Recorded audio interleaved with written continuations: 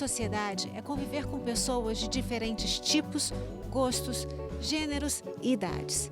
É necessário respeitar a todos, independente da forma que se apresentam e que são.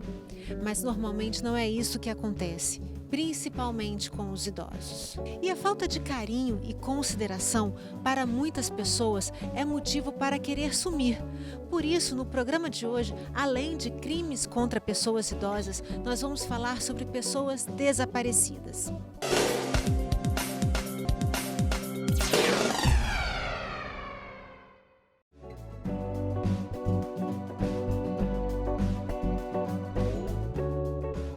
Para falar sobre segurança pública na prática, eu converso com o delegado Leandro Piquet. Doutor, quem é considerado idoso perante a legislação? A legislação tem um critério objetivo para considerar se uma pessoa é idosa ou não, e é o critério etário. Pessoas acima de 60 anos são consideradas pela Constituição como pessoa idosa, pessoas que entram num grupo de vulnerabilidade em razão da sua idade. E quais são os tipos de violência mais comuns com relação às pessoas idosas? Os crimes em relação às pessoas idosas são variados.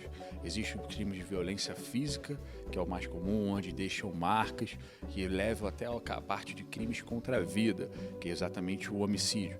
Existem violências psicológicas, que são os xingamentos, são os confinamentos, são as pressões realmente sobre a cabeça, sobre o discernimento do idoso. E existem outras violências consideradas morais, ofensas, discriminações, tudo que acontece muitas vezes em âmbito familiar. A patrimonial também. Existe a violência patrimonial. Em geral, os idosos recebem pensões, recebem alguns benefícios em razão da idade, aposentadoria, por exemplo. E muitas vezes os próprios familiares se apoderam dessas pensões, desse dinheiro, fazem saques, até em condições legais, porque muitas vezes eles são considerados curadores desses idosos, são os responsáveis pela gestão, porque os idosos, com o passar do tempo, vão perdendo o discernimento e a capacidade de administrar seu patrimônio. E outras pessoas da família, em tese de confiança do idoso, decretado pela justiça ou com previsão legal, acaba fazendo essa gestão e essa gestão acontece a dilapidação patrimonial. Pode acontecer também que o idoso viva numa situação de vulnerabilidade, mesmo tendo condições de se sustentar de maneira digna, né? E como é feita a identificação desse crime de violência especificamente patrimonial? É muito importante deixar claro que a polícia, seja ela a polícia civil e a polícia militar, ela trabalha com informações. Então muitas pessoas podem prestar essas informações para a gente. Vizinhos, parentes, filhos, às vezes até pessoas que operam no banco, como gerente, alguma pessoa que está acostumado a ver o idoso, a passar naquele caixa, a conversar, ele pode vir e noticiar todas essas suspeitas, às vezes são meras suspeitas, para a Polícia Civil, para que a gente abra uma investigação e verifique se esse idoso está sendo vítima de violência física, violência psicológica, até de lapidação patrimonial. Vai tudo depender do relato da pessoa. Então a gente solicita que esse relato seja muito discriminado. Por quê? Como eu falei no princípio, a Polícia Civil trabalha com informações e somente com informações que a gente vai conseguir apurar o caso com retidão e de forma correta. E quais são os passos para essa investigação? Normalmente a pessoa vem, faz uma denúncia e qual é o segundo passo? Com base na denúncia, muitas vezes a gente se dirige ao local de residência do idoso. Existem várias medidas que são consideradas cautelares. Uma quebra de sigilo bancário, uma quebra de um sigilo fiscal, sigilo financeiro, exatamente para a gente ver se esse recurso está sendo direcionado para os devidos fins, para gerir o bem-estar desse idoso. Outras vezes a gente intima vizinhos, intima até o próprio suspeito, intima o idoso, conversa com ele. Exames médicos legais são específicos para detectar violências físicas. E outras vezes assistentes sociais nos ajudam, junto com o psicólogo, para ver violências morais e psicológicas. Em quanto tempo normalmente dura um inquérito? O inquérito varia. Em regra, o inquérito dura 30 dias, mas isso varia de acordo com a complexidade do caso, com as dificuldades da gente ter acesso à informação. Uma medida cautelar, por exemplo, existe um trâmite legal. Você manda para o Ministério Público para o Judiciário, depois comunica, por exemplo, as instituições financeiras e retorna para a polícia. Nesses casos, obviamente, o inquérito fica um pouco mais demorado, por causa de um procedimento que a gente tem a cumprir. Mas, geralmente, os inquéritos chegam ao seu termo sendo muito efetivos. E normalmente consegue se apurar realmente quem cometeu aquele tipo de crime? Olha, nós não temos um dado técnico para passar, mas eu considero efetivo e satisfatório os resultados das apurações. É comum vermos prisões de pessoas que violentam idosos ou que dilapidam os patrimônios dos idosos. Acontece também esses crimes em ambientes médicos? Olha, existem violências que estão diretamente ligadas ao exercício de algumas profissões da área de saúde. Na minha passagem pela própria Delegacia de Proteção à Pessoa Idosa, a gente teve a infeliz oportunidade de ver pessoas que estavam sendo destratadas, não estavam recebendo atendimento adequado em casas específicas para tratamento de idosos, para fornecer cuidados aos idosos.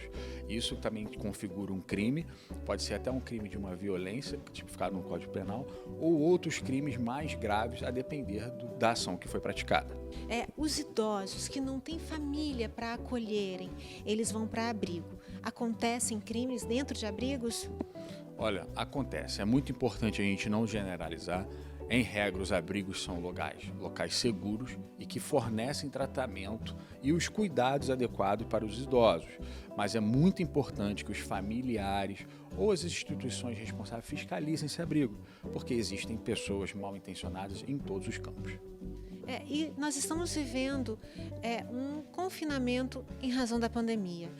Esses casos de violência física, psicológica, patrimonial aumentaram?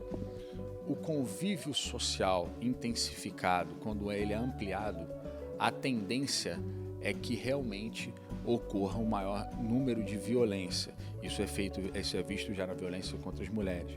Não foi publicado ainda, pelo menos eu não tenho conhecimento de algum trabalho em relação aos idosos, mas acredita-se que, assim como ocorre no sexo feminino, na violência de gênero, ocorre uma ampliação da violência em relação aos idosos. E depois, quando o inquérito ele é realizado, para onde que ele é encaminhado? Feito o inquérito, o delegado produz um relatório conclusivo, onde ele busca transcrever a realidade dos fatos, exatamente o que ele aconteceu. Se for o caso do delegado entender que é um crime, ele vai encaminhar o inquérito solicitando já com indiciamento para o Ministério Público. O Ministério Público analisará os autos. Se ele entender satisfatórias as provas produzidas em sede de inquérito policial, ele oferecerá a denúncia, que vai para o juiz judiciário, onde o suspeito, até então, que vai a partir daí se torna denunciado, poderá se defender, apresentar provas e fazer exatamente as suas defesas, para tentar desconstruir o que foi construído em sede policial. Doutor, e os idosos que sofrem violência, seja física, seja moral, seja psicológica, muitas vezes eles podem querer sumir, desaparecer, porque não estão felizes naquele ambiente que estão vivendo. É comum isso? Mas eu quero que o senhor responda daqui a pouquinho, porque nós vamos agora para um rápido intervalo e voltamos já já.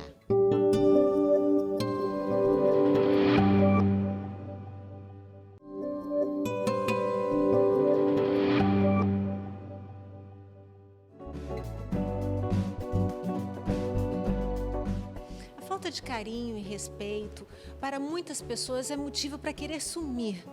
Doutor, os idosos, normalmente eles somem ou desaparecem quando não se sentem acolhidos pela própria família?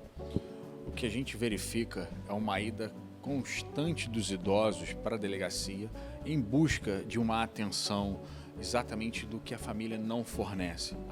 Muitas vezes são apenas uma conversa. E eles entendem que a delegacia é aquele local onde eles vão encontrar pessoas sérias, pessoas direitas, pessoas do bem, dispostas a escutá-lo. Mas outros crimes causam traumas e lesões que nunca mais desaparecem.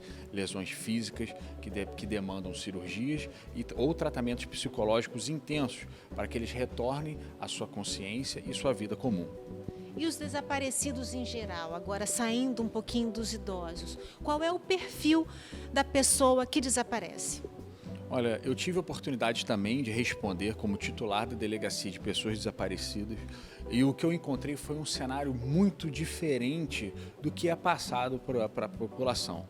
Em geral, quando você fala de pessoas desaparecidas, muitas vezes a imprensa nos remete à ditadura militar, pessoas que foram torturadas e mortas em razão do seu ideal político, em razão de algum momento político que levaram as autoridades a sumirem com essas pessoas. Atualmente, o desaparecimento das pessoas está diretamente ligado aos seus desejos, às suas vontades. O que eu percebi através de um estudo que é quantificativo, é um estudo objetivo, coisa simples. A gente pegou pessoas do sexo masculino que sumiam, pessoas do sexo feminino, percebemos que eram pessoas do sexo feminino. Depois buscamos as idades e percebemos que os jovens estão desaparecendo mais. Em seguida, começamos um diálogo com as pessoas que estavam sumidas e eram encontradas, exatamente para nós melhorarmos um trabalho, o procedimento investigativo. A gente entende a causa e aplica na prática.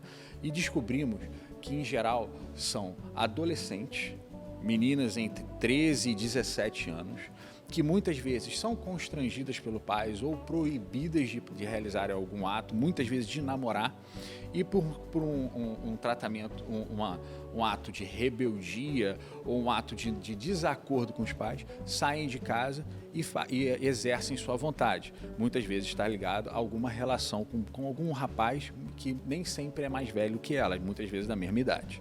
Normalmente, essas meninas que fogem para namorar ou ter a vida que queriam, elas têm intenção de voltar para casa ou elas querem enfrentar o mundo?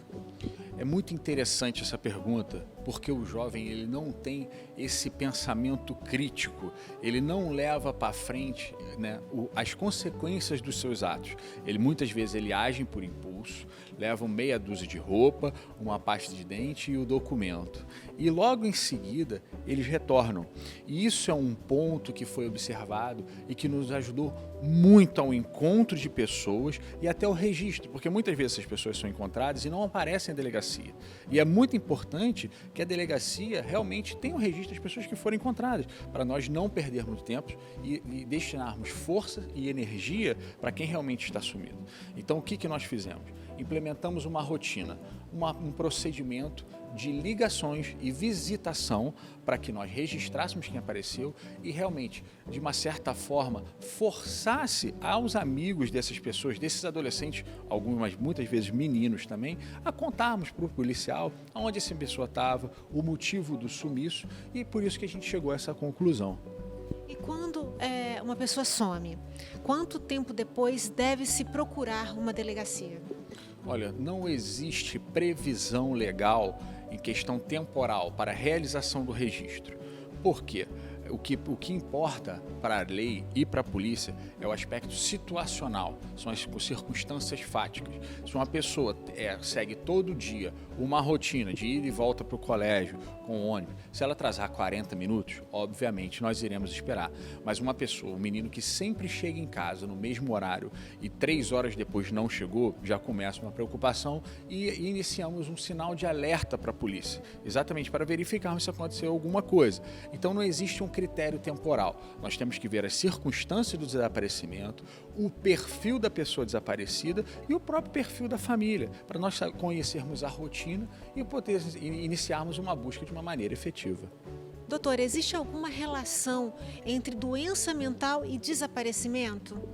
Olha, a doença mental muitas vezes deixa as pessoas desorientadas, elas têm dificuldade de retornar para casa.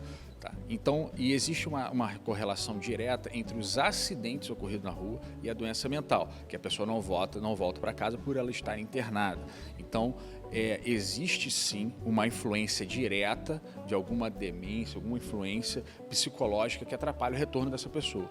Mas isso não é a regra, tá? Ao contrário, é uma exceção. Os números comprovam isso na delegacia. A gente agora voltando na questão da delegacia. A denúncia, a procura, né, pode ser a qualquer delegacia ou tem que ser uma delegacia especializada? Isso é uma dúvida muito importante, é muito claro que a gente deixe esclarecido isso, seja em relação à violência contra o idoso, em relação às pessoas desaparecidas ou qualquer crime. Qualquer unidade policial é obrigada a registrar qualquer tipo de crime. Uma vez feito o registro, pode ser que esse registro não tramite naquela unidade, por ter uma delegacia com unidade especializada no tema ou até questão de localidade.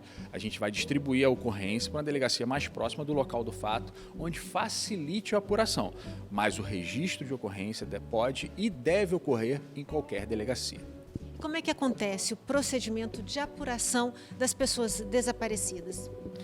Existem múltiplos processos de apuração de pessoas desaparecidas previstos na lei. No Estatuto da Criança e Adolescente, por exemplo, a instauração do procedimento apuratório é uma obrigação da autoridade policial. Agora nós precisamos ver se existem alguns indícios de crime, que aí nós iremos instaurar um inquérito policial, que é o procedimento de apuração como qualquer crime.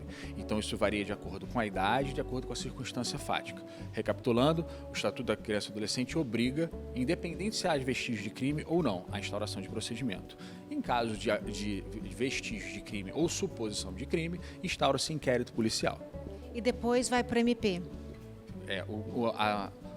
Feito o trâmite, colhidas as provas, e o delegado vai produzir um relatório final do inquérito policial, onde ele vai indiciar ou não alguma pessoa, vai trazer a conclusão sobre a verdade dos fatos que foram apurados. Vai encaminhar esse inquérito para o Ministério Público, para que o Ministério Público avalie, se for o caso, retorne para a delegacia com mais diligência ou ofereça a denúncia ou sugira o arquivamento.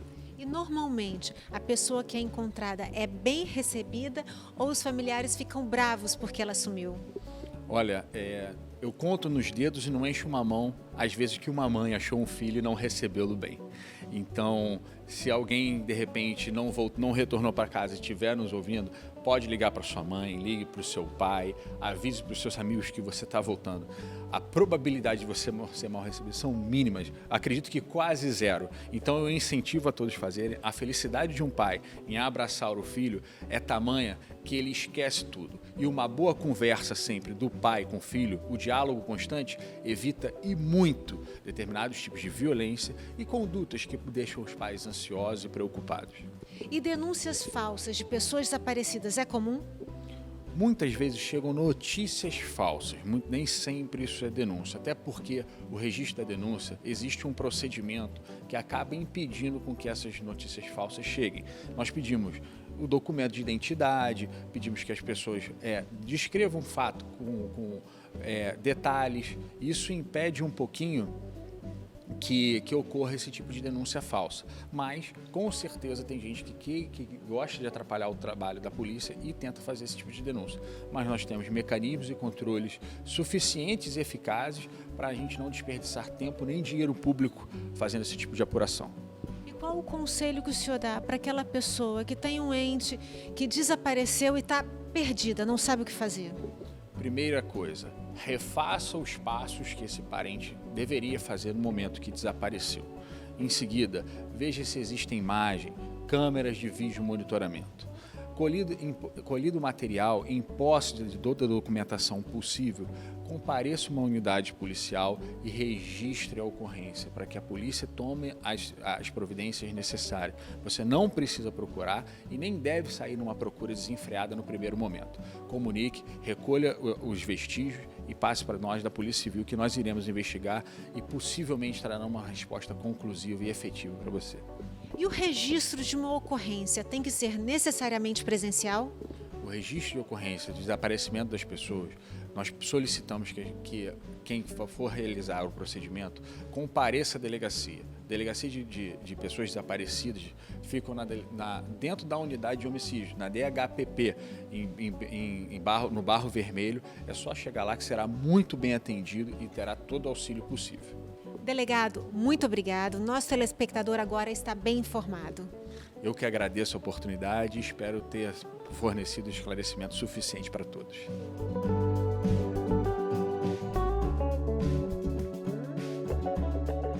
Ficamos por aqui com mais um Direito na Prática.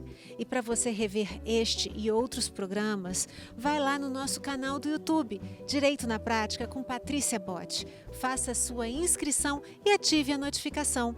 Siga também as nossas redes sociais no Facebook e no Instagram, TV Direito na Prática. Muito obrigada pela sua audiência e até o nosso próximo encontro.